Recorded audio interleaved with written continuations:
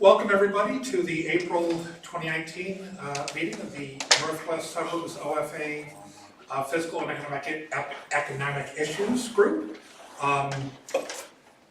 Here we let's find page 10. What we try and do is understand the facts, what they really are, help sharpen our arguments, and help us figure out how to communicate those arguments to an audience. Okay. Economic summary. Basically, you can read through the detailed stuff. The main point of the economic summary is the craziness of how the shutdown affected the January numbers way up and the February numbers way down in terms of jobs. It seems to have disappeared for the March numbers, so we came in at a somewhat normal 196,000 jobs for the month, and 180,000 was the average for the 3 months, which is down slightly but fairly typical.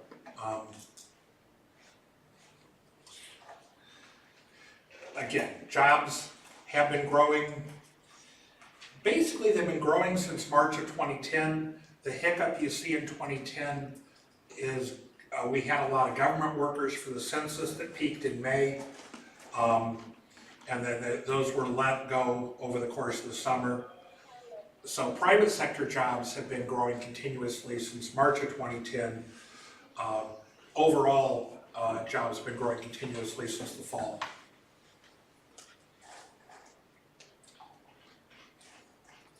And recent monthly job creation is, about average. You've got a 6-month rolling average at 207. Like I said, the 3-month rolling average is 180, so it's down somewhat. The 3 months before that were quite good. Comparing Trump has now had 26 months of job creation, and we've added 5,121,000 jobs, which is a good number. The prior 26 months under Obama, we added 5,568,000, or over 400,000 more jobs. So job creation under Trump is good, but it's not anything spectacular. We're not seeing a big jobs boom under Trump at this point.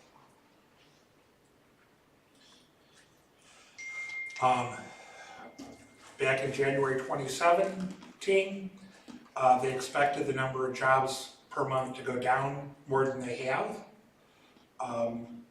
Now they're forecasting, obviously, that having seen 2018 numbers, that we know those were higher, but we think we're going to come down again. So that, and eventually, as you get out to the 2021 and later periods,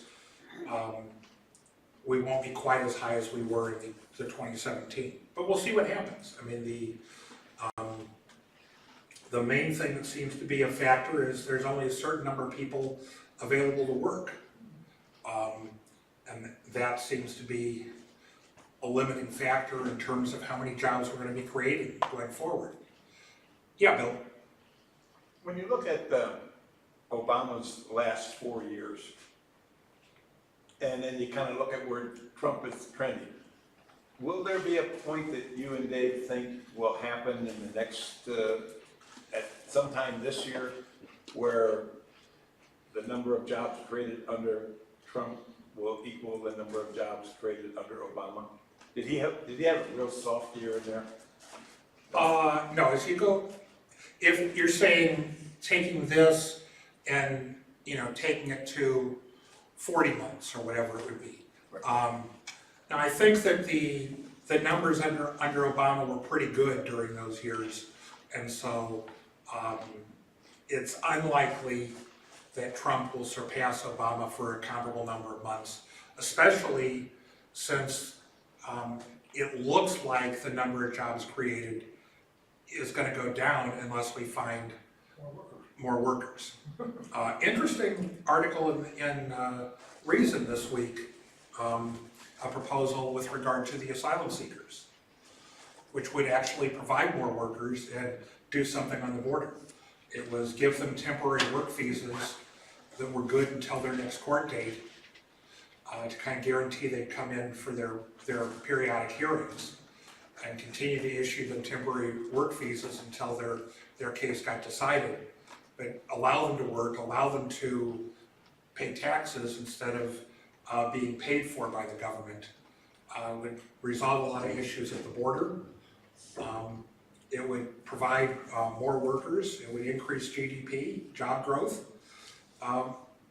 Trump might even get closer to 3% growth. Can I just make a point about Bill's question here just for a second? Bill, if you see this, they're looking like we're gonna get to more like 50,000 jobs a month people. Carl, could you go back to the 6-month rolling average chart? One or two back. There you go. To catch up with Obama in that 2014, 2015, 2013 timeframe, he would need north of 200,000.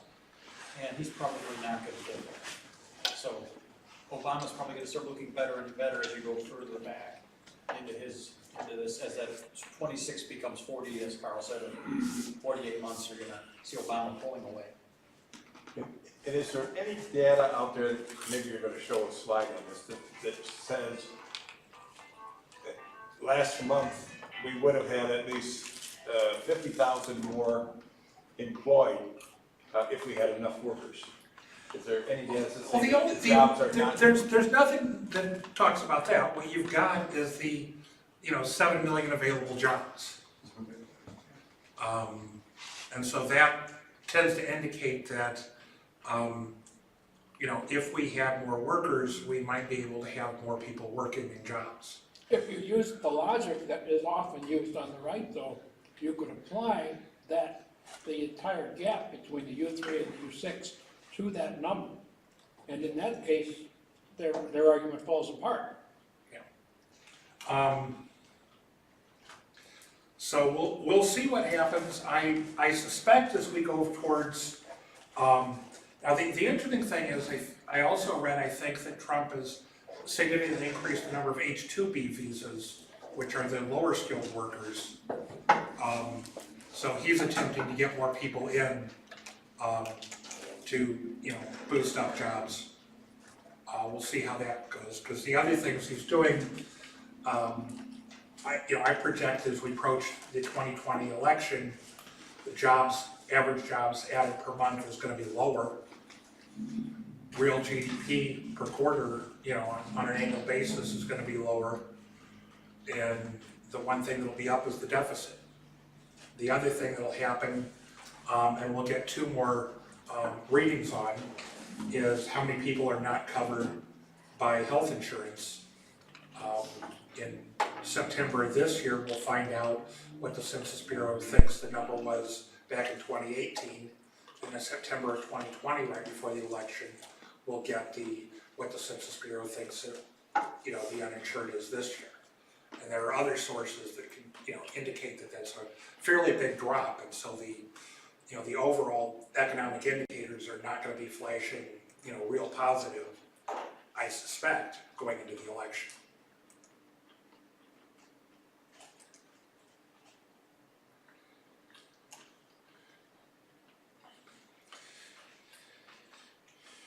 And this was a chart today put together about job growth by president. I can help you. Well, what you see, obviously Carter and Bush 41 were one-term presidents, and Trump is so far just a little over 2 years. And through 4 years, more jobs were added under Carter than any of these other presidents' first 4 years. Why was that? Clinton, sorry, came after a recession. So the fact that he came after a recession made it easier for him to put more jobs, is that what you were saying? That's what I was saying. The main thing, this was a period when the labor force was growing substantially as more women were coming into the labor force in bigger and bigger numbers in the late 70s. And I think that is probably as much of a factor as the recovery of the 74-75 recession. He took office in January of 77, almost 2 years later. we'd had a fair amount of recovery by the time he took office in terms of the jobs that had been lost. I think it was about 2.5 million jobs lost as a result of the 74-75 recession. So am I reading the colors right? Is it the case that Carter was the best, followed by, is that Clinton? Well, Clinton, and again, this is percentage, as opposed to number of jobs, so yeah. And then it's hard to say who number 3 is, because the line for Trump, if that is Trump's line, that I'm reading correctly, and Bush sort of cross each other. That is Bush. No, it's not Bush. Who is that other one? Well, the other one's Bush, the first Bush. The first Bush, okay. He's obviously, Trump's gonna do better than the first Bush. The red line is Reagan, who, there were significant job losses, 2.7 million private sector jobs lost early in his, but then, he started adding, and so, fairly substantial job gains. If you project the Trump line straight out, The Volcker recession. it looks like it would intersect the Reagan line at about the 4-year point, but if we're correct that the Trump line is not going to be quite as steep as we get closer to the 4-year point, by the 4-year point, Reagan will be higher as well. That's my suspicion, but If you want to be a smart aleck and arguing with your conservative friends, you can say that at this point in the presidency, Carter was blowing away Reagan. I'm sorry, Carter was blowing, well, that's true too, but Carter was blowing away Trump in terms of job creation. Because Carter always gets a beating, right? And He was blowing away everything. He was blowing it out. well, an interesting point is that average monthly job growth, average monthly private sector job growth was higher under Carter than under Reagan. This is percentages, so in terms of raw numbers, Clinton of these presidents is the highest. One other thing I think is pretty cool about this is, I stole this from the New York Times, I just created their chart with Fred, and then for the Fred data, and then put it in here. If you look at what happened from the time the president started, if you're toward the bottom, if you look at Bush and Obama, as much as we beat up on the Great Recession, it took longer for Bush 43, so George W. Bush, the more recent one, the son, to get back to zero, to a starting point that it took for Obama coming through the Great Recession. Can you guys see that? Right, yeah. So it took longer for the green line to come back. Now, Obama came in once the recession had already started, so he wasn't, but just notice that pattern coming through in terms of comparing the presidencies. I was surprised by that. I didn't expect to see that. I figured the Great Recession would be deeper and longer than the rest, and it was deeper. Reagan pretty darn close though, in terms of how the job losses in percentage terms. Yeah. Question? I was going to suggest another interesting thing to look at is the slope of the curves. Now, certainly that changes as you look at how many months it's in there. But Carter has generally the steepest curve. And so over the long term, if your metric for best president were cumulative percent change in non-farm payrolls, Carter's got the rest of them smoked, I would suggest, from that data. Yeah. The number 2 one appears to be, who is that? That's Clinton?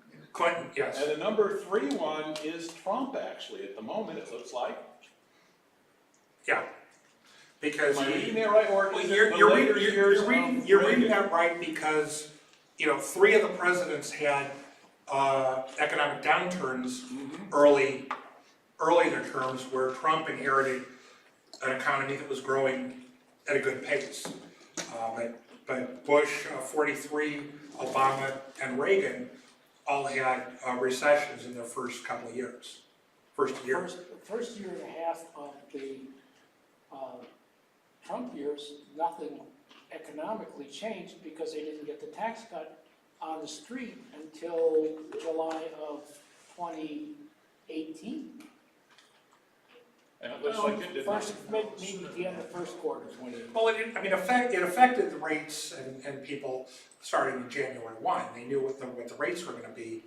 I'm not sure in terms of the withholdings, the quarterly payments and things like that. That's where I'm going, yeah. Yeah, But You know, it's, so that's really, if you want to be realistic about it, that Obama curve is, you know, a long piece of this Trump curve on the. Well, it's one of the things that a lot of economists say, why. When do you start? When do you start? Do you start, you know, the day somebody takes office, so that you measure from January when the president took office? Do you measure 1 year in? So from, let's say December or January, a year after he takes office, do you measure, I've done some graphs where I said the president's first budget year currently starts October 1st, so let's measure from October 1st, use September, of the year he takes office as the baseline from which to measure. If you change those, baselines, you'd get, somewhat different results. The other thing I'd point out with regard to the Great Recession is, remember the start of the Great Recession is the end of the Bush 43 years. So it actually goes much deeper and longer that way. The other thing to remember with regard to the Bush 43 downturn, which was a really minor recession from a GDP standpoint back in '81, but we continued to have job losses well through '83, and I think '84 was the first year we started really adding jobs. The September 11th attacks and our reaction to them and the red, yellow, orange threat ratings and stuff, as well as the second Iraq War and the Afghanistan War, tended to make businesses hesitant to invest. And I forget which Treasury Secretary came in and figured that out and said, let's stop those darn threat ratings. And all of a sudden the economy started to grow. So if you take the suggestion of ignoring the early years and blaming them on their predecessor, in fact, if we just look at two-term presidents and look at their second term and look at the rate of growth, we actually even get some different numbers. We get, you can't put Carter in there because He didn't have a second term. Didn't have a second term. Although his would look pretty good in the letter card, except for that dip. Reagan actually, I think, unless my eyes are deceiving me, has the steepest rate of growth. Looks like that's followed by Clinton, looks like that is followed by Obama. Is that what you would say? Yeah, from a percent basis, Yeah. that's true. Yeah. I think in just terms of raw jobs numbers, Clinton might beat Reagan's second term, but I don't know that exactly off the top of my head.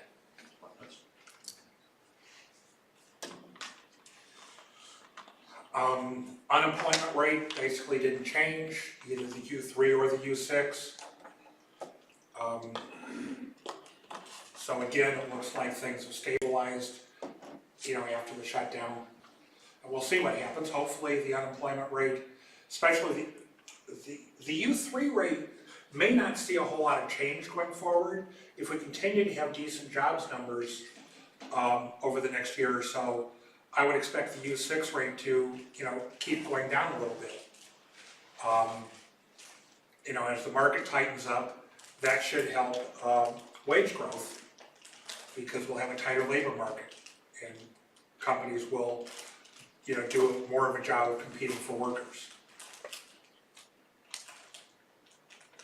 Is the U6 going down? Oh, shoot, where the heck? It looks like it's going down. Get out of my... Yeah, the U6 rate has been trending down. Obviously, it had the weird hiccup in January because of the shutdown. And it looks like the U3 is starting to flatten out, as you were sort of implying. Yeah, But it's not clear that it stopped, but we'll have to wait another couple months to see what that does. I mean, it got down to 3.6. So, it could get down to 3.6, 3.5. We've had it. It's not gonna get down to 2.0 or 1.0 probably. Probably not. I mean, obviously, we have certain states that are down, in the 2.0 or lower level. Okay. Illinois is still at 4.3. But again, if we keep, that's the 3.8 is a good number. The 7.3 for the U6 is a good number. If we continue to add jobs and we don't mess up the economy, those numbers should continue to improve. Inflation, all item, and then excluding the volatile energy and food. My suggestion for next time is that since these are all February numbers, we use a February number so we can subtract the nominal and the inflation rate. And we don't have the inflation data yet for March. We don't have it for March, so just show the nominal wages for February. That way, because it looks like it probably was 3.4 minus the 1.5 gets you the 1.9 real. After seeing Venezuela's numbers, those are wonderful. Yeah. We'll take them. What was that, 2.3 million% in February or something? I mean, obviously, we're looking for a real inflation. The Fed's targeting a real inflation rate of around 2%, and it looks like we've been hitting that pretty solidly for 6 years.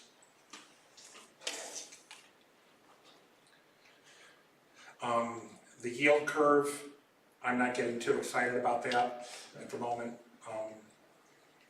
Doesn't appear to be inverted, at least as of March 30th. If it starts going inverted for long periods of time, we may start to look at it a little more. Certainly, we could have shut the border with Mexico and increased the recession risk a lot. We could have things fall apart with China. We could have the new NAFTA, the US, Mexico, Canada agreement fall apart and NAFTA canceled and not have an agreement, which could have a negative effect. But as long as things like that don't happen, I suspect that we'll continue to grow at a moderate pace. Just not the 3% plus that people were promising. And as I say, jobs numbers, absent a new supply of workers, jobs numbers are probably going to be down. Bill, you had a question? Yeah, where it says inverted, what does that mean? Well, if you look at on the first left graph, the gray line, the 3-month Treasury was up at 2.5%, and the 5-year was at 2.25%. Typically, you think that, like the red line, the longer you're putting your money at risk, the higher return you're going to get.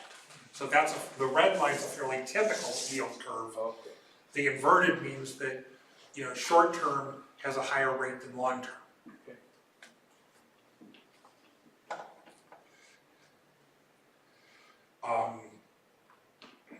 And so we see that mortgage rates have come down somewhat.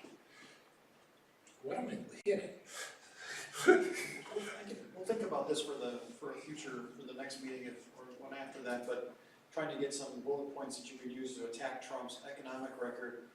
Mortgage rates are higher, so if you've got what's the word I'm looking for, if you want to buy a new house, or if you have a adjustable rate mortgage, you're paying more. Your credit card interest rates are higher than they were under Obama, so you're paying more for your credit card interest. And there's a few pocketbook issues that don't look good, and inflation's higher as well. Real wages just recently started to jump. For a while, they were better under the Obama years. So there are some pocketbook ways to tackle this. Some of them are in the summary. You'll see some of them in the summary at the beginning, but I'll think more about that question and see what we Well, I think one of the things is the real wages for March, gas prices popped back up, and so inflation probably popped back up, March year over year. So real wages probably come down a little bit for March once we get the inflation number. And the other thing about interest rates and mortgage rates is Trump, rightly or wrongly, is going to complain about the Fed that he's complaining about, not necessarily, fiscal policies or anything he has control over other than his appointment of the Fed chair to replace Yellen. So you mentioned interest rates on credit cards. Why have they historically been, maybe not historically, but certainly for the last decade, been so obscenely higher than any other interest rate? I mean, is this just profiteering, or is there some justification for why credit card rates, and then if you're a month late, of course, then they suddenly go up to even more obscene amounts Well, you're, for the poor people who find themselves out of work or something? yeah, Christine. They changed the regulation. You can no longer have tiered interest rates. What does that mean? Yeah. Well, about 15, wow, that's about 10. You could have all sorts of different rates depending on the risk the bank was taking with you. That was eliminated. Okay. So now they have to charge one rate for everyone. So they're, So that we means call that the, good credit people are paying a higher number, but it's still a lot more. oh no, the good credit people are taking advantage of the offers they're getting for pay 2 or 3% and get no interest for a year. And so they're getting those deals, versus the folks that have to pay the sticker price of the 20-some% interest rate. Yeah, but even those offers will say things like, at the end of 15 months at 0%, your interest rate will be 13.5 to 21.4, depending on your credit risk, and you have really no idea how that is judged.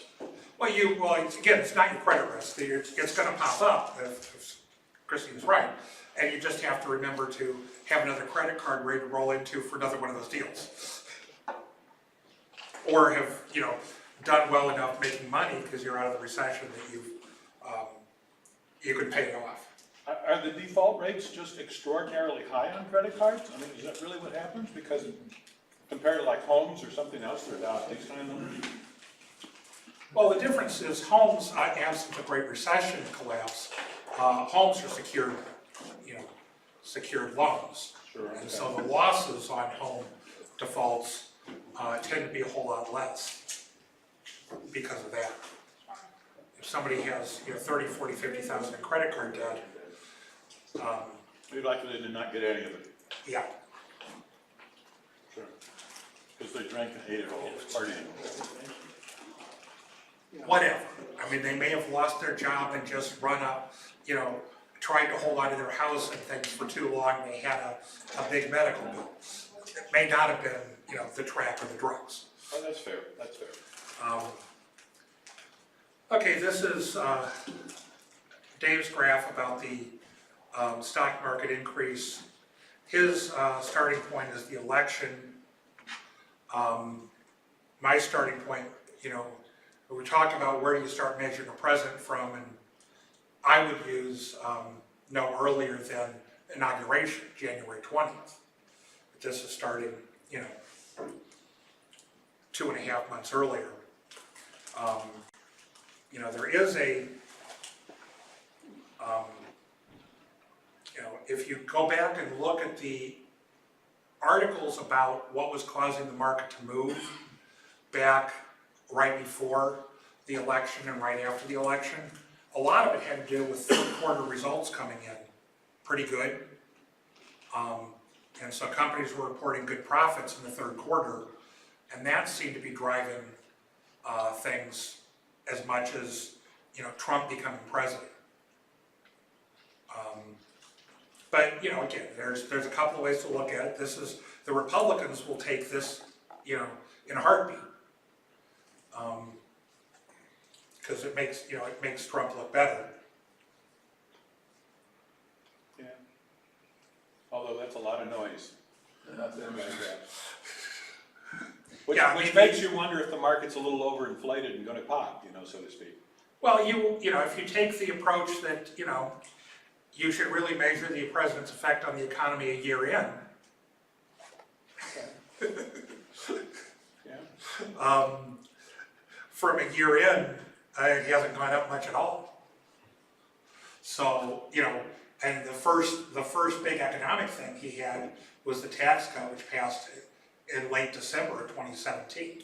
So measuring from a year in for economics isn't a bad thing for Trump. Other than he should have been a member of a different political party, what should the president have done differently? What should he do now? Do we have any idea? Does this data show us anything like that? Or is it just not good or just not bad? Does it tell us? I get much less concerned about the stock market and Wall Street as opposed to Main Street, you know, I mean,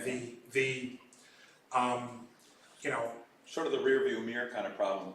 yeah, I mean, certainly, we didn't get huge job growth as a result of his big fiscal stimulus spending and tax cuts.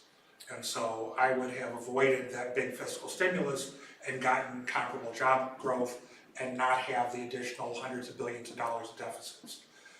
If you avoid the trade wars, you know, that probably helps economic growth, you know, as much as the fiscal stimulus does.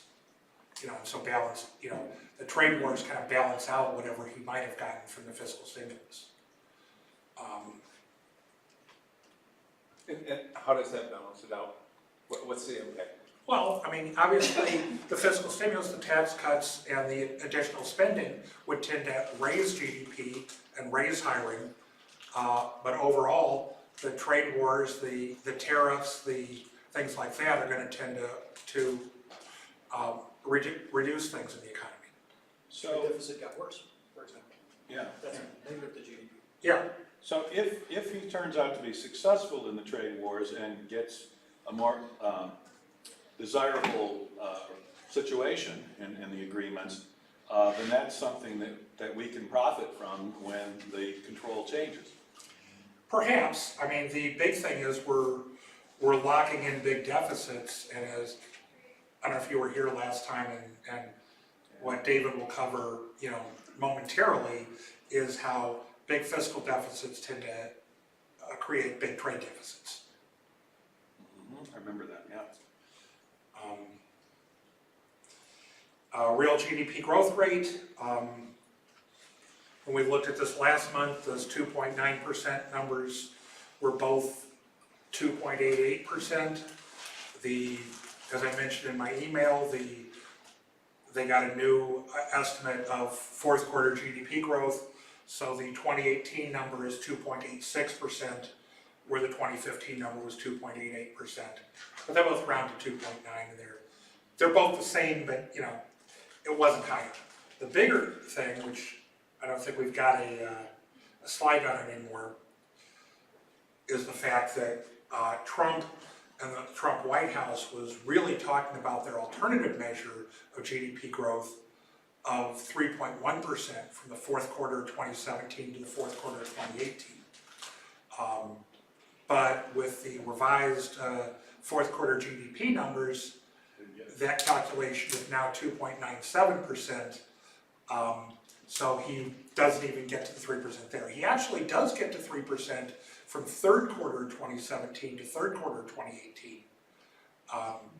But then on a you know, any 4 quarters kind of thing, we did that 4 times under Obama, including up to 3.81. His best is 3.003% on the third quarter. And these are the components. We talked about these last time. I think pretty much everybody was here. Dave will go with them. This is how projections of GDP look as of from the Federal Reserve. And we're seeing that you know, the projection for 2019 growth is now down to 2.1%. 2020 growth now down to 1.9%.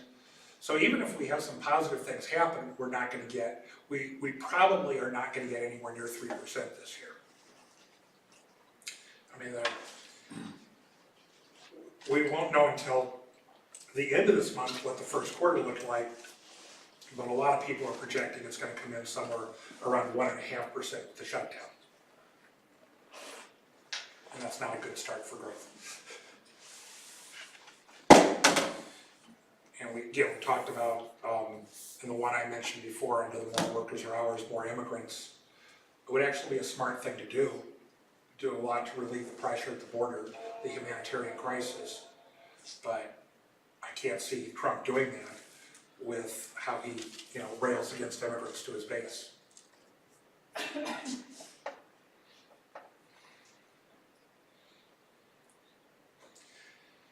And, I don't know, you want to take the deficit stuff, David? Sure, that works for me.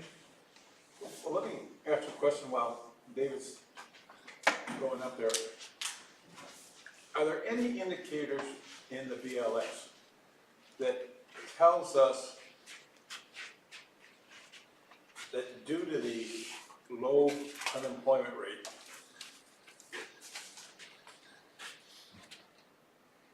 and all the jobs that are out there, that the jobs are just not getting filled? I kind of asked that question before. And the indicator I would think of when I had my businesses was all of a sudden I would see a spike in overtime. And I'd call that factory manager and I'd say, what's going on? He'd say, well, you aren't letting us hire any more people. So we got to get the job done. We got to get the orders out. So we're doing more overtime. So is that indicator out there that says that the pressure is really out there? It's something we can take a look at. I mean, I may take a look and see if I can find it on my phone while he's talking, but, Hours per worker? yeah, hours per worker per month, and see if that's, going up and spiking. We can,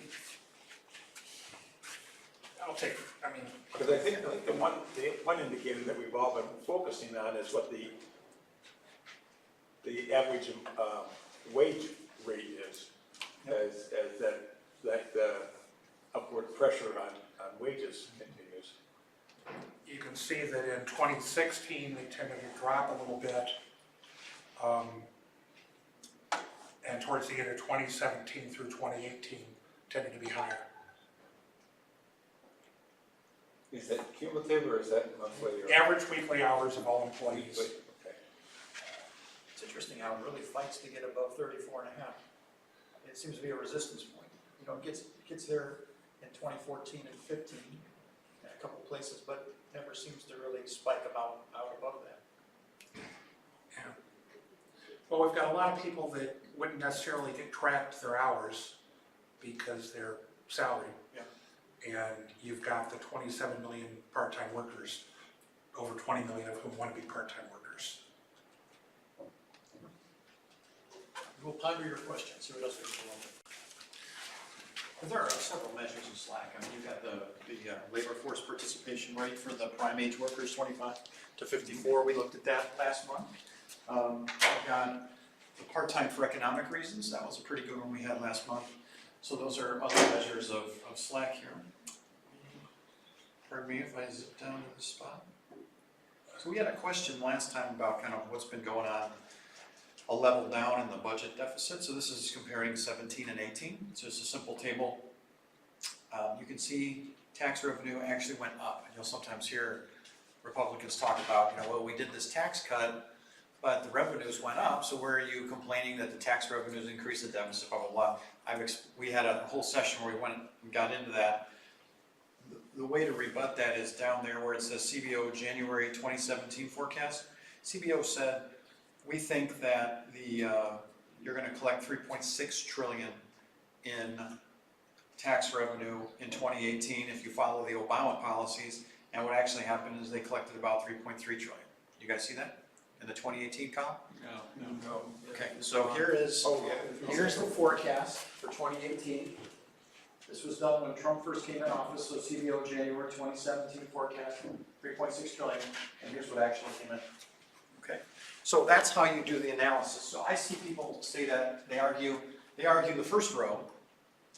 Look, the individual income taxes are up, or they'll argue the total row where they say revenues were up slightly, the tax cuts didn't hurt the deficit. And that's absolutely wrong. The way you measure it is you measure against what would have happened in the absence of the tax cuts. And CBO gave us that number, which is their forecast. So you gotta compare actual to forecast, not actual to last year, is the right way to do it. And the other thing is 2018 taxes aren't all paid in 2018.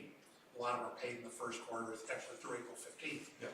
And so, Remember, CBO does fiscal years, so they go October 1st to September 30th, the tax cuts hit as of January 1. So until 2019, we won't see a true apples to apples comparison, 2018 to 2019 fiscal years. We will truly see will we even then? Fiscal 18? Does I that gotta think about slide, that. does that slide there tell us that the corporate income taxes, which appears to be 92 billion Less, less they or fell by almost a third. 31%, is being covered now by the individual income taxes, us? That's how well, and so the way that, the reason that happened is because with all the extra people that are working, all those, the unemployment rate is so low, wages have been coming up. That's where that individual income tax revenue comes from. Now, I am surprised though that the payroll tax revenue was really unchanged. That's surprising to me. Yeah. I'm not sure why that is, because I don't think they changed the payroll tax. But you would think with a booming economy that the payroll tax revenue would go up, right? We know that there's millions more workers that are actually working, so that's a mystery to me. I don't understand why that is. But the individual income taxes follows that narrative of, okay, the economy is doing even better, more people are working, bringing all that extra revenue. But yeah, corporate income tax revenue went down by a third. Well, the actual difference to forecast there is that 275 billion number that's down there, and that's what I tell people if they say, look, the tax revenues, the tax cuts didn't really hurt revenue. Revenue was almost identical to the prior year, and the individual revenue was actually higher. I say, yeah, well, it's 300 billion lower than it would have been without the tax cuts. You guys follow that? Okay, that's a key insight to have when you're arguing with people is what would it have been if they hadn't done the tax cuts, and that's how you compare a CBO forecast before the policy change and after. Any idea what drives that miscellaneous receipts so negatively, 14% down? I don't, sorry. I can look into it. And that's year over year. That is, that's right. Yeah, I'm not sure exactly what the miscellaneous receipts are. I don't know, Carl, if you know, but I don't know how what the CBO has in that bucket. Because they actually have the receipts for Medicare, Medicaid, and that sort of thing for premiums. That's in this number on the outlay side. It's not on this side. So I'm not sure what that is. I'll look into it for you. But keep that in mind when you're making the argument with somebody. It's the 275 billion number is what matters. Another way to think of it is tax revenues would have been 8% higher than they were. That's the minus 8% there. Budget outlays, same idea here. Surprisingly, the mandatory spending, and just as a reminder, mandatory is something that gets paid out based on laws that are already on the books for people that are eligible. If you're eligible for the program, the government pays you money. Defense and non-defense are discretionary, meaning they have to be reauthorized every year by the government. Okay? So most of the time when they're arguing over government spending, they're talking about the discretionary category, the defense and the non-defense discretionary. They're not talking about mandatory unless they're actually talking about reforming Social Security or Medicare or Medicaid. Okay? So a couple of big areas, Social Security increased as you would expect. Medicare actually pretty flat, surprising, considering it's subject to the same types of trends, which means that there was something done on the price side. Prices didn't go up as much as they usually would, maybe fell in a couple of places, because you know there's more retirees, right? If you think of the total as a price number, price per unit times, or price per person times the number of people, the number of people is going up a lot. So that's good news, at least from what's happening with healthcare inflation.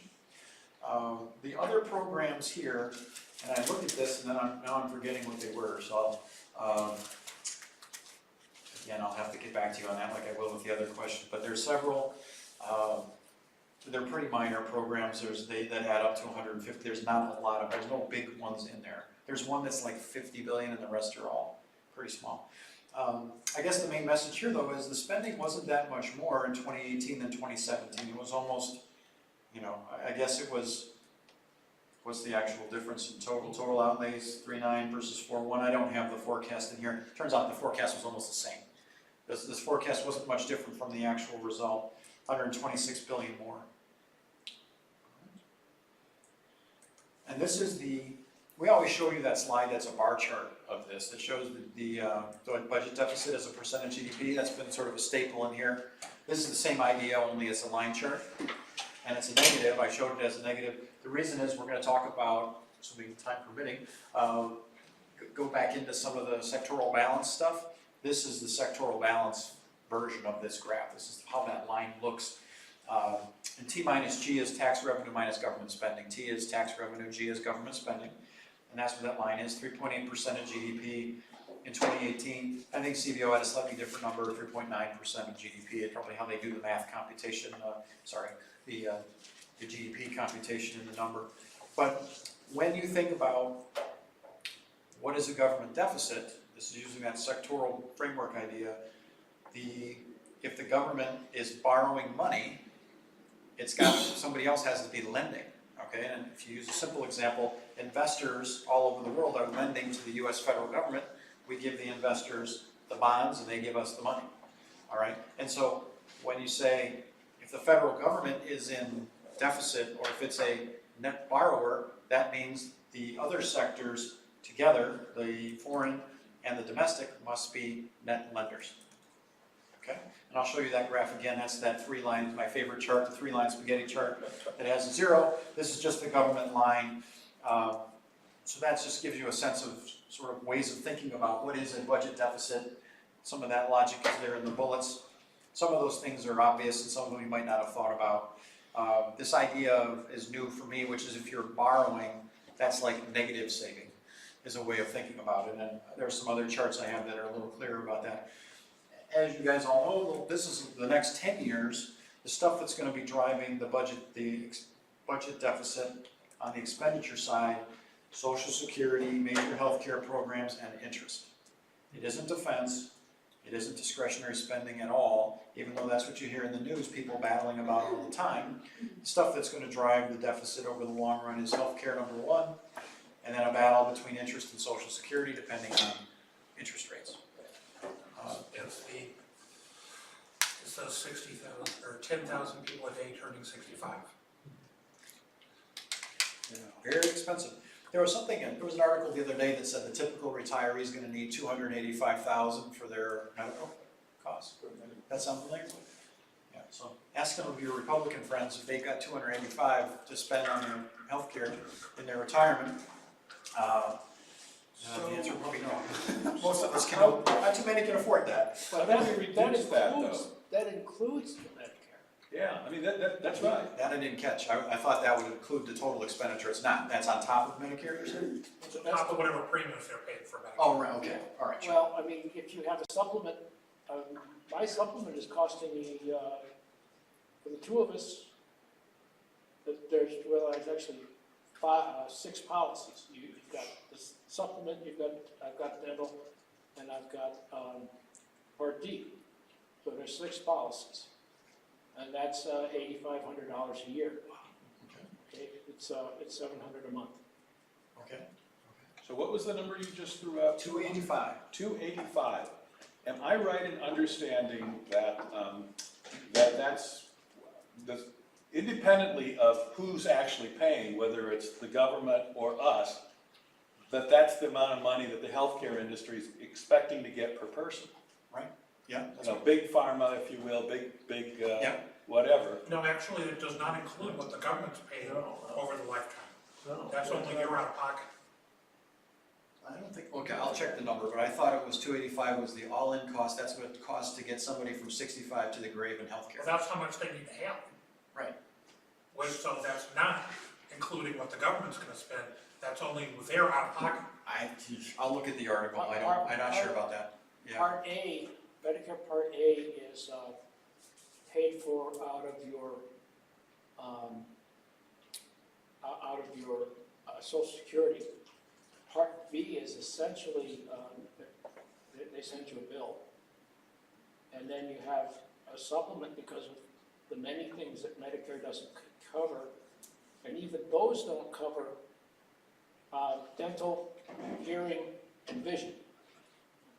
So check. I don't So remember. I dropped, between my wife and I, we dropped $20,000 for cataract surgery. $4,000 a pop because we've got high-tier lenses. And so Medicare didn't cover it. Medicare didn't even look at it. They covered the basic surgery, but they won't doctors won't do the high-tier lenses without what they call laser surgery. That's $1,400 an eye. Okay, I will check that number, I will get you the. So we're fighting Figure out with what's the in that Republicans over who's gonna pay this big number as opposed to figuring out how to make this big number smaller. Is that a fair assessment? We don't have any major initiatives that I'm aware of that seriously cut healthcare costs right now. I Okay, mean, there's a lot of tinkering around the margins, there's a lot of business process improvement stuff going on in hospitals, but anybody that's saying, I've got a plan to cut healthcare costs by 25%, even the guys doing Medicare for all, I'm Bernie saying they're gonna cut Sanders, that. no, he's just transferring who pays it. Medicare for all will try to force down payments, but Europe does this for 40% less. That's what and that's the bogey, if you can do it. Yeah, the most expensive countries in Europe, like Right, Switzerland, right. do it for 40% less. Yeah. Most of them do it for 60%. Not fully for them, but what I'm talking about is France and Germany, if you combine their plan, is about 40% cheaper. You average that, that's the metric I use. I'll get that statistic for the 285. Well, one of Trump's spokespersons yesterday talked about how, despite, they're not gonna push it through for legislation, that Trump is gonna come out with his healthcare program within the next few weeks, so Republicans can run on it. Didn't he say I'm gonna do it next Talking year? about that? They also said you only get sick if you're a bad person. Right. And God's so will. they don't, so if you're ill, you must have done something. That's the prosperity gospel. It's Yes. considered a cult, to be blunt. Well, yeah, but it's a 25% of the Republican Party is a prosperity.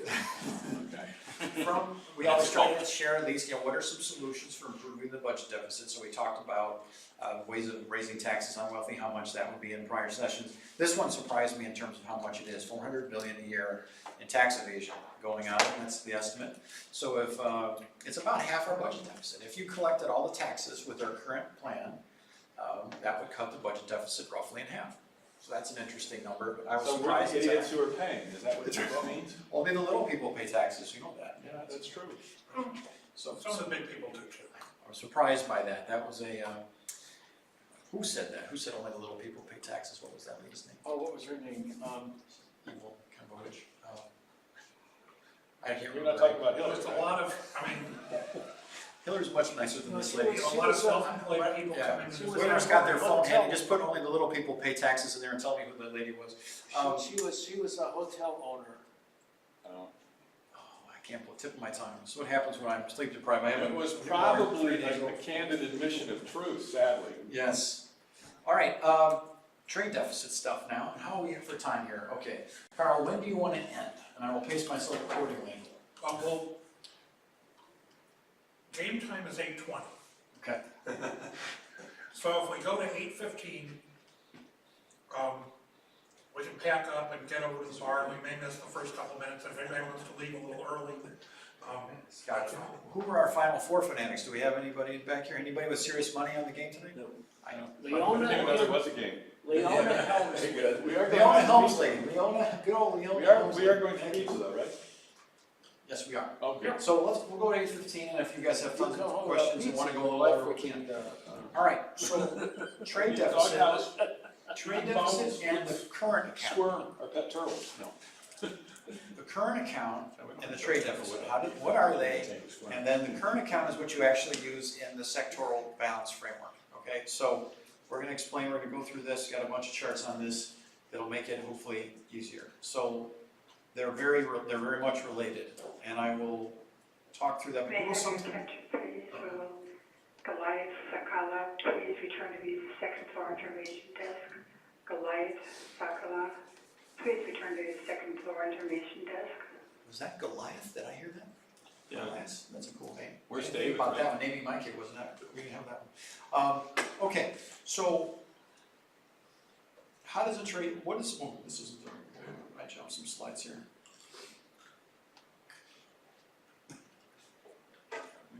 Account stuff.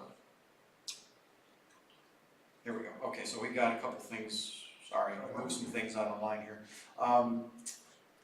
Okay, so I have no problem. All right, US trade balance. This is what you normally see when we're talking about the trade deficit.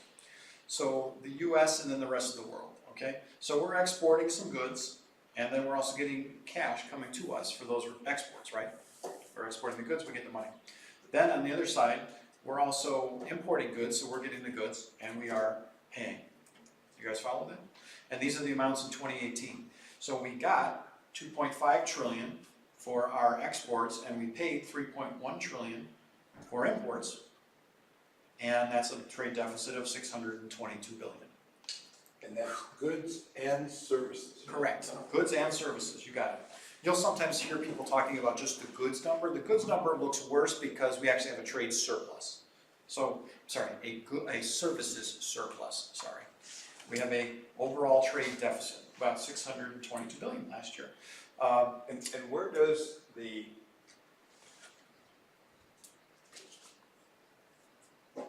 where do the fees from the companies that are importing the goods that get paid in, the tariffs, is that part of this equation? And I don't know, actually, how does a tariff, I'm not sure how a tariff fits in this.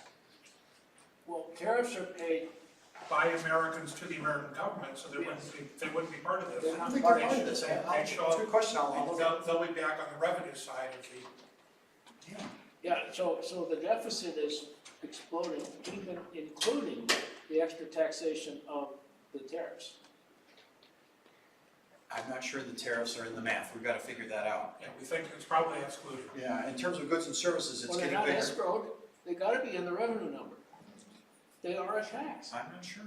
Yeah.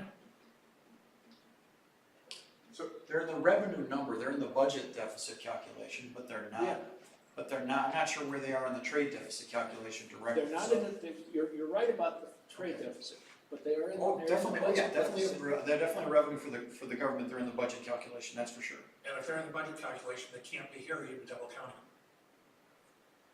There's some truth to I that. think you're right, we'll wrestle with that, we will try to figure that one out. But this is the trade deficit, so keep that in mind, this is what you hear about in the news all the time, okay? The current account deficit is very similar, same math, it includes the trade aspect, but it's got something else, and I've highlighted it in green. We also have, we own we have a share of ownership in foreign businesses, we have assets overseas, we own German bonds, okay? To the extent that we are getting receipts on those investments, we're getting interest and dividend payments or equity payments for corporate ownership, those are coming inbound to the United States, right? We've got investments in overseas, they come here, that's about $1.2 trillion, okay? And then we have the reverse of that. So foreigners own pieces of the US, they own our bonds, they own stocks, they own pieces of corporations. We pay out 1.1067 billion, about 1 trillion, 1.1 trillion. When you put those two ideas together, that gets you to the current account balance. So trade deficit is a part of this, and then you add these other investment-related flows. There's a couple other little minor things in there, but it's mostly these investments that foreigners have here or we have overseas that gets you to a current account, which is a deficit of 488, okay? Now remember, we were at 622 just with the trade side. When you include these investments, the investment-related flows, these dividends and interest payments for the most part, it improves it a little bit. It's minus 488, okay? 488 billion. You guys follow that? Yeah, okay. This is the more detailed math. So you can see it, there's the first part is the exports and imports. So you start with that trade deficit, the 622.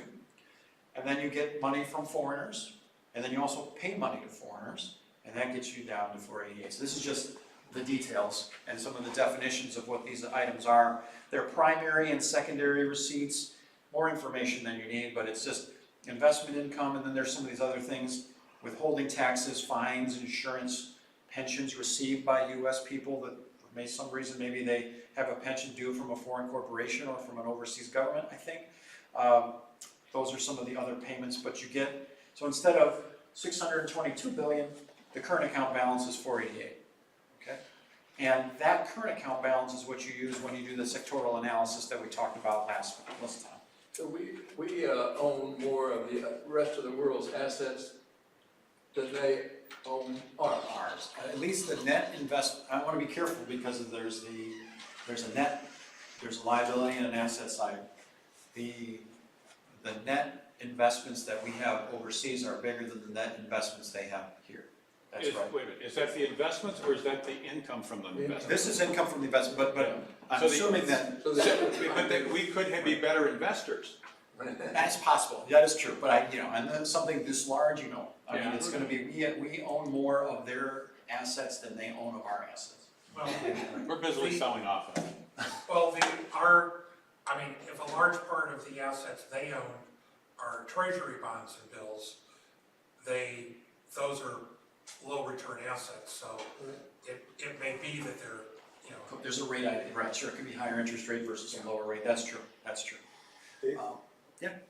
So from an overall look at trade or trade balances, it seems like everybody assumes that having a negative trade balance is bad. Hold that thought, And yet we're going there, It's coming. we're going there, that is exactly what we're gonna get talked to. So I'm defining, it's a great question, because that's what we're trying to do. So this page just summarizes, there's a trade balance and then there's a current account, okay? Now, here is part two, and this is very critical to Bill's question. If we stopped there with just the trade deficit idea, then trade deficit is bad. We are forgetting half, the other part of this equation, in other words. We are forgetting something very important. If China is sitting with all these dollars, because we buy all this stuff from China, I'm using them as an example, they have to do something with those dollars. They essentially have to invest it in the US. They don't have a choice. They have to do something with the dollars. They can't just sit on it. They've got to buy treasury bonds with them. They could buy our properties, they could buy our companies, but they can't just sit on dollars. They do nothing for them sitting in their bank account as They a, could buy Europe, the bonds. they could buy them in Europe, that's definitely true. They could, but they don't. And the reason they don't, and this gets to the extreme end of my understanding of this subject, so I've got to be careful. Okay, again, I'm an armchair economist, not a trade economist, but China, if they didn't lend that money back to the US, we would not be able to continue importing from them. Okay, this is a very key point. And this is what I've got here in the text down at the bottom. Well, wait a minute. If they didn't lend it to us or buy something from us. Right, the money has to come back to us. Money has to come back. That's right. If they just burned the money, it would be welfare. If they just gave us goods, took the money, Right. yeah, Yeah, maybe not welfare gonna is too strong Yeah, of a that's statement. right, but no, it's a good point, they're not gonna do that. So you'll sometimes hear people say things like this, if China suddenly stops buying treasury bonds, our deficit's gonna become a really big problem. You'll hear, how many of you have heard this before? Sort of I think you said it. deficit scaremongering. It isn't gonna happen because what that would mean is we'd essentially be eliminating our trade deficit with China. Meaning we would not be importing their stuff, and that's gonna kill their economy. So there is a strong relationship between this trade deficit and sort of Main Street China. I mean, their workers are making the stuff that we are importing. If that trade relationship ends because they don't plow the dollars back into the US, it's gonna kill their economy, okay? So when Trump says our trade deficit is a minus to GDP, right? Exports minus imports, that's a negative number, it's a negative to GDP, 600 billion out of our GDP. That costs our workers jobs. If you stop there, that is a true statement, but you can't stop there. You have to factor this in, which that China must then let that money come flowing back into the US and invest here.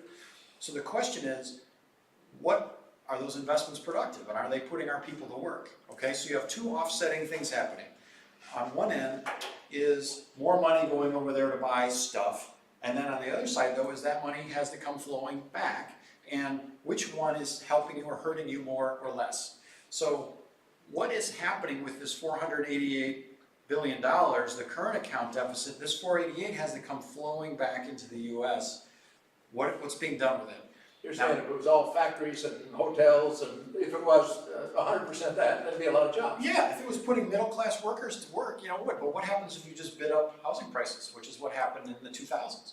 This capital inflow, and this is what, we don't have time to talk about this, someday we'll do a retrospective on the financial crisis. This money coming in, pouring into the US, was buying all of these mortgage bonds. Yeah. Buying some farmland, I understand too. And, well, a lot of stuff. This was the, if you can think of this hose connected to the housing bubble, this was it, to a large extent.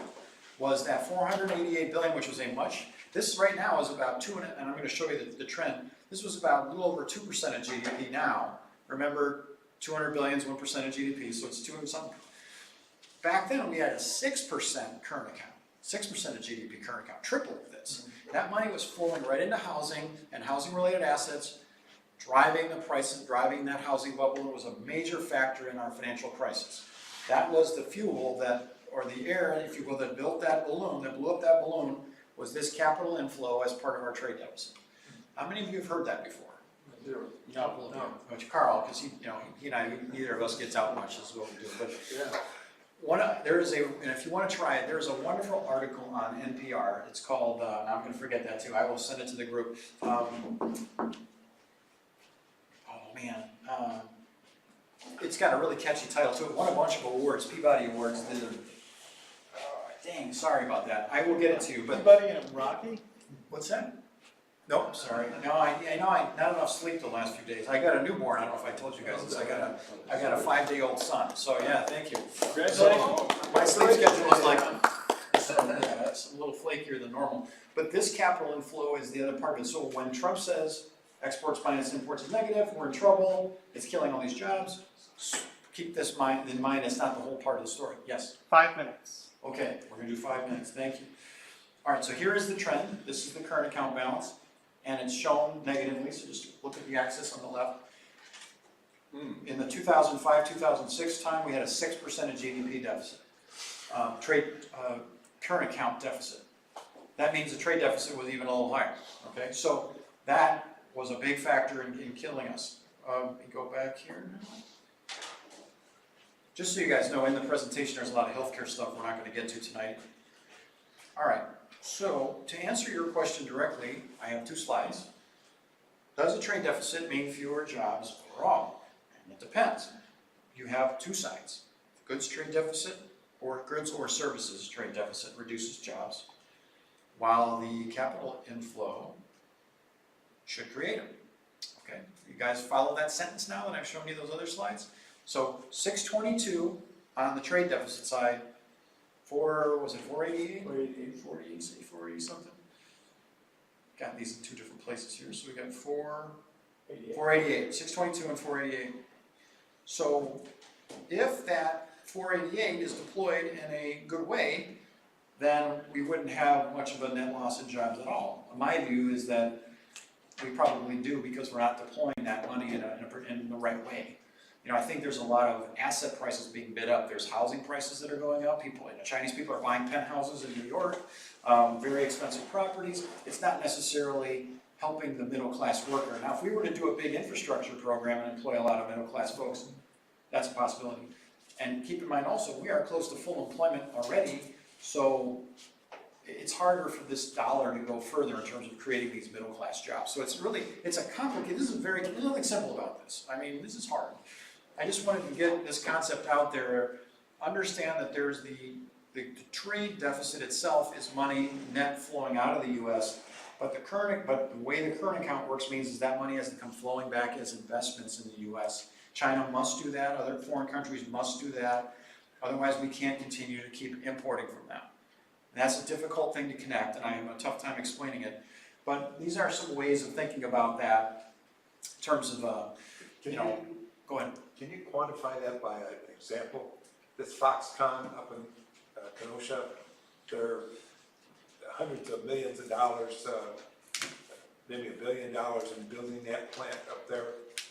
Is that one of those? Oh yeah, that's it. Exactly. Investments coming back in? Exactly what it is. And that's creating jobs. It is, yep. Because the contractors never would have paid. That's right. So when you're hearing all I'm trying to get at is when you're hearing trade deficit fear mongering, the pushback is that money's coming back to the U.S. Are we deploying it the right way? Is it deploying it in a way that's helping our workers? 622 going out, 488 coming back.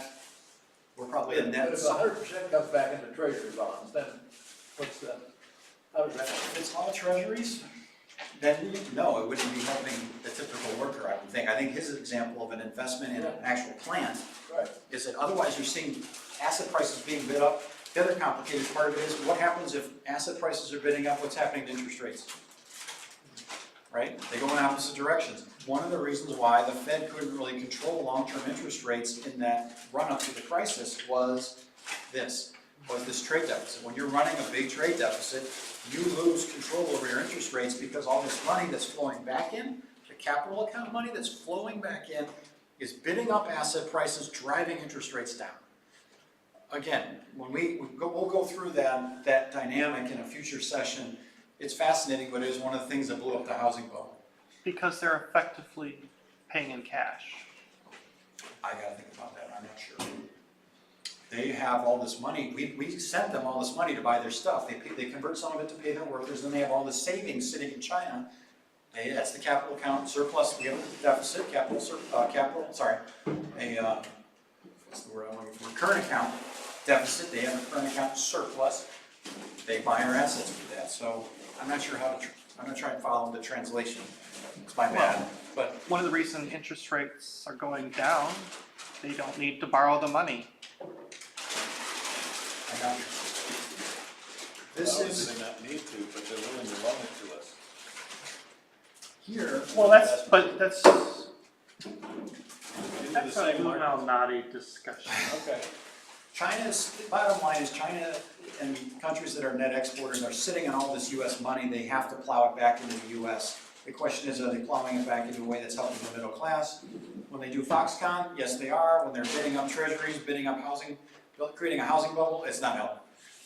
They don't have to put it directly, and they can buy something from, since we're the reserve currency, they can buy something from a third country that then eventually plows it back in, I think.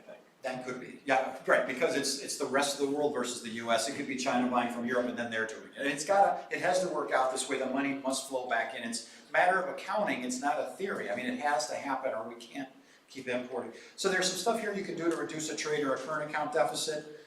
And there's a listing here, I wanna end this because we're right here. We need So let me just point out, we talked about the sectoral balances last time.